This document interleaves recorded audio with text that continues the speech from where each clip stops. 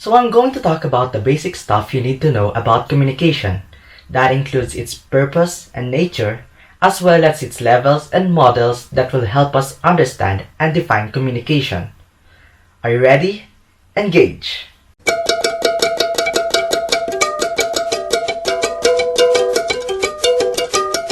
So where did the word communication come from? Tracing its etymology, communication is derived from the Latin word communis, which literally means common or public. When things are common or public, that means it can be shared by everyone. Thus, communication intends to share ideas and expressions to everyone for the good of all. In other words, when we communicate, we also share and build communities. Early civilizations would not be able to become that complex without communication. Our world would not be like this today without communication. Even cultures would not survive if it wasn't because of communication. Imagine if we are not made to communicate. What would happen to us? That is why communication is very valuable to us. It helps us to understand ourselves and our environment. It also helps us create, maintain, and break relationships. It helps us achieve our goals. Communication also leads us to knowledge and enlightenment. Communication helps us grow. In other words, communication aids in being, becoming, and belonging. Now, what exactly is communication? There are many definitions of communication, with most of those definitions are similar with each other. In this lecture video, I will do my best to not give you a definition of communication because I want you to come up with your own definition. What I will do is to give you the nature of communication, which will aid you in creating or deriving your own definition. This is to encourage you to see and appreciate communication in your own unique context. First of all, communication is a dynamic process. When we say dynamic process, it means communication constantly changes and progresses. One conversation can change everyone or everything. What more if we sum up all the conversations in the world? Communication moves, and it moves forward through our everyday conversations and interactions. That is why communication branched out from speech into writing, and even use of technology. The interactions from the past help the way we interact today. Second, communication is systemic. It's not just a dynamic process, it's also a complex process that uses a system in order to work effectively. Imagine communication as a human body. Our body has a set of systems in order for us to work properly. A system has parts that help it work. But a system would not be effective without the help of other systems. Communication is like that. It has parts and context to help us aid in our interactions. Communication also needs help from other systems. Let's say culture. Understanding culture helps us to be more effective and appropriate in our interactions. In other words, communication is contextual, depends on interrelated components or factors, and these components and factors and context influence the meaning of our message. Third, communication involves communicators. That's basically us. We are the communicators. Early communication theories and models depict a speaker, message, listener illustration of communication. But human communication does not flow in one direction. Remember that communication is dynamic and a complex process. So instead of speaker and listener, we use communicator and another communicator, where they exchange messages and feedback to one another. Maybe simultaneously, or maybe through a specific channel, maybe with some interferences and other factors that affect the interaction. Fourth, communication is irreversible. One word or phrase that you say may change someone or break someone, and once you say it, you cannot easily take it back because it has already affected or influenced the person you're interacting with. Maybe an important person in your life said, "I'm proud of you," to you, and that help you to become successful in life or be able to reach this far. Maybe someone said that they hate you, and that changed the way you see yourself. Do you encourage someone when you speak or write? Or do you hurt others with your words? You may undo what you want to say in writing or in social media. But once you say it or post it, it would be impossible to undo it. You may delete it, or some would forget it, but then there would still be someone or maybe something who will remember it. Fifth, communication is proactive. Try to recall your favorite ad or commercial that stick to your mind. Those are examples of proactive nature of communication. Communication affects you or you affect them with your communication. Remember, communication is not passive. You also respond actively and cause something to happen through communication. Sixth, communication is symbolic interaction. We create and use symbols to communicate, maybe through language. Language is very important to us because we are designed to think and act through symbols. We assign and create meanings from symbols, and our symbols were derived from the environment we live in. Without symbols, it would be impossible for us to communicate, as communication involves sharing, interpreting, receiving, and meaning making. Finally, meanings are always personal. You may deliver a message to another person, but that person interprets the message according to his or her own values, beliefs, needs, and goals. In other words, we have our own unique processing system to process the meanings communicated to us. It's also part of our nature of being unique and special in our own way, and communication helps us to be unique and special. Now that we know the nature of communication, we can look at the different levels or forms of communication set by communication scholars. Let us look at these levels one by one. First is interpersonal communication or communication that occurs inside you. This involves yourself, cognition, emotion, and how you disclose to yourself. Next is interpersonal communication or communication between two or more persons. It involves relationships such as friendships, romantic relationships, family relationships, and the like.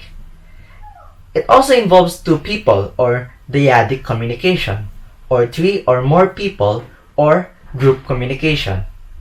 Interpersonal communication also focuses on verbal and nonverbal communication. Most of what we study in COMM is considered interpersonal communication. Another level of communication is public communication, which usually involves a speaker and an audience, which oftentimes consists of many people. Rhetoric in the early times is considered as public communication. And then we also have mass communication.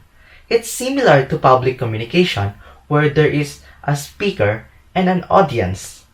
However, mass communication uses channels such as print media, radio, television, and even digital media or the computer to engage or communicate. We also have organizational communication or communication that happens within the workplace or in an organization. Communication here is used to attain specific goals and to carry out the agenda of the organization.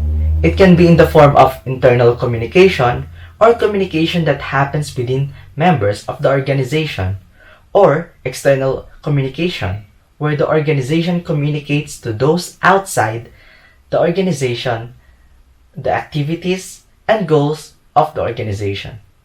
Communication effectiveness is very important here. Another level of communication is intercultural communication, where we use language, verbal and nonverbal communication skills, and even cultural knowledge to understand and communicate with people from other cultures.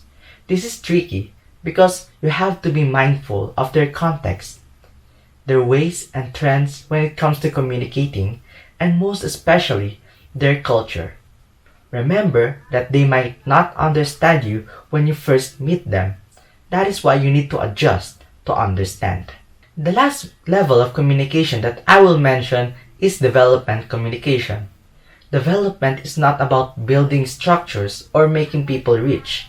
It's more than that. Development is about change, progressive and contextual change. You don't just build structures or throw out money at people.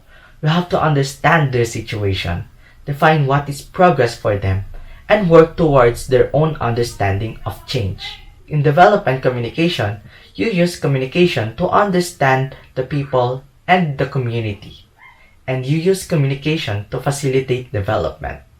In other words, you use communication to empower people and communities. We now know the levels and nature of communication.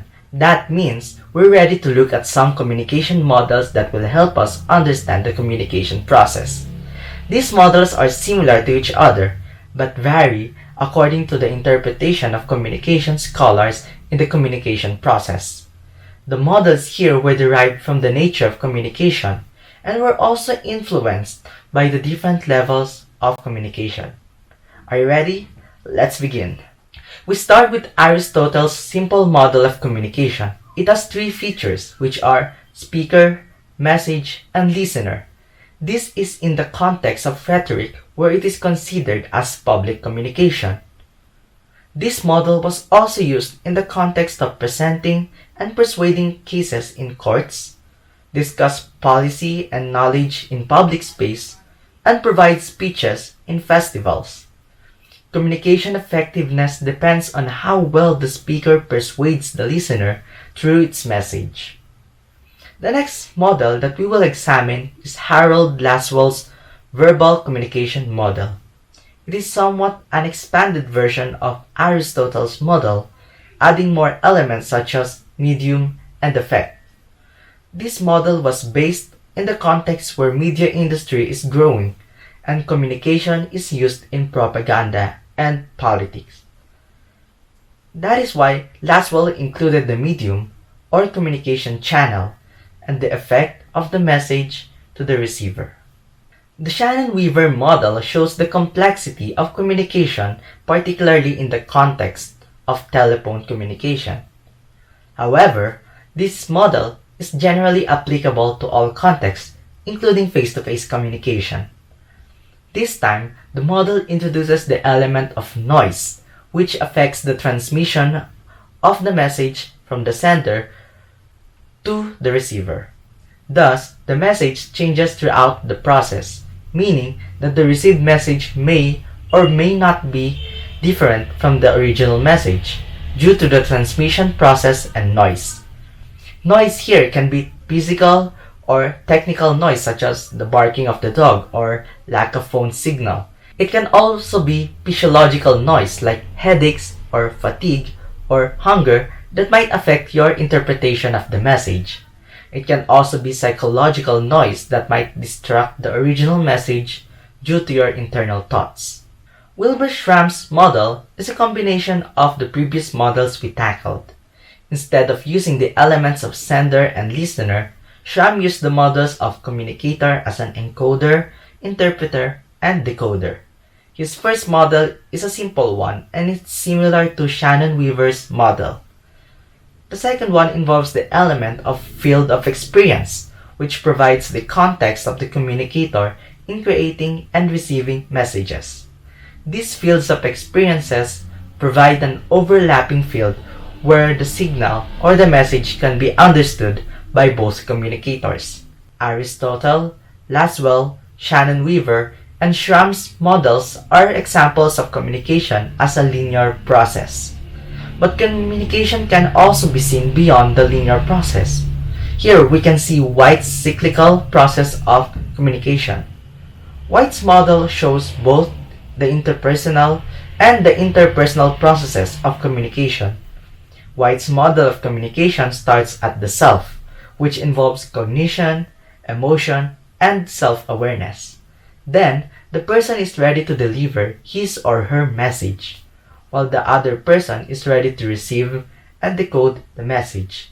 After that, the person will provide feedback, while the sender will monitor the feedback sent to him or her. If there's a cyclical model, there's also a table model.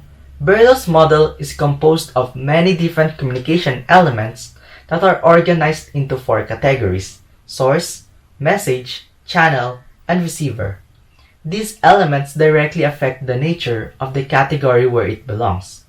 It shows the complexity of communication and how the social-cultural framework of the communicator affects the whole communication process. We also have Frank Dance's spiral model of communication. His model shows how communication is a dynamic process and how communication continues to evolve. It also shows the importance of the context or the connectivity of communication in the past to the communication in the present. Communication is not just ever changing, but it is also ever growing. There are a lot of communication models out there that we can use and apply. Some are linear, some are cyclical, while some are complex and weird. But then, these models show how communication is understood and appreciated by different people according to their own context. In summary, communication is a dynamic and systemic process. It is also irreversible and proactive, and it involves symbolic interaction, where meanings are individually construed. Communication also takes from different levels, such as intrapersonal communication, interpersonal communication, public communication, mass communication, organizational communication, intercultural communication, and development communication. And finally, we have models which help us understand the communication process. Aristotle, Laswell, Shannon Weaver, and Schramm's linear models show how communicators send and receive their messages and how factors such as channels, noise, and field of experiences affect the message. Berlow's model shows the complexity of communication by identifying various elements that affect each category. White's model shows the cyclical process of communication, starting from the self to receiving feedback from other communicators.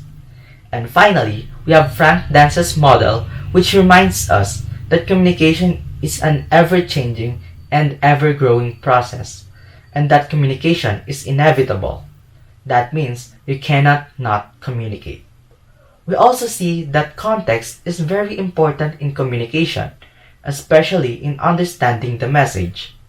After all, in order to inform, persuade, actuate, and entertain effectively, you must understand and use the context properly. Finally, we learn that communication is very powerful and useful in all situations. We can use it to make or break relationships, or create or destroy communities. We can also use communication to show love, kindness, and encouragement, or use communication to show hatred and hurt others. But I hope that as we continue to study communication and understand its power, we may use it to empower others and help each other. That's the original meaning and purpose of communication: to share in order for us to live. Thank you for watching.